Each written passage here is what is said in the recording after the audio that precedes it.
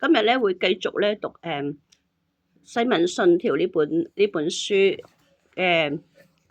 第5節打落去啦，第4節啊應該上次讀完前3節啦嘛，咁其實第4節咧係講到咧係冇人有剩餘嘅功德啊，佢哋所做嘅同佢應盡嘅本分咧差咗一大橛啊。第5節咧係講到最好嘅善行咧，亦都唔能夠喺神裏邊得到赦罪，得到永生。點解咧？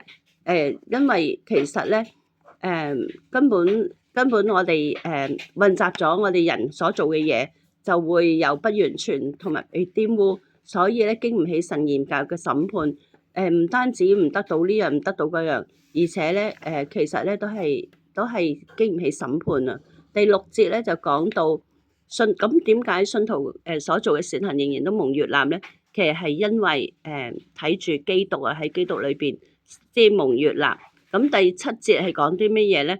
就係講未重生嘅人啊，佢哋做嘅善事咧，如果係照足經文咁去做咧，咁得唔得咧？咁樣佢話都唔得啊，因為咧對己對人冇益處，因為這些善行係未信之人啊嘛，佢哋心咧還沒有信，因信得潔淨啊，而且不照着神嘅旨意，以正當嘅方法，目的亦都唔係為咗榮耀神，所以係唔正確嘅。咁呢個都係罪行。亦都唔能夠討神嘅喜悅，也唔能夠使人有資格領受神嘅恩典。咁就不如唔好做。唔係喎，如果唔做咧，就罪上加罪啊。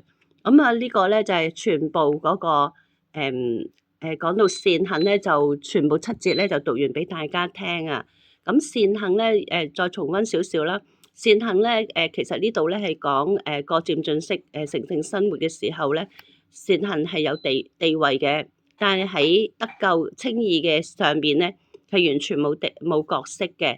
咁我哋更加要靠住聖靈咧，努力咁去行善，去取悅神，去榮耀神，願榮耀頌讚歸於三一真神。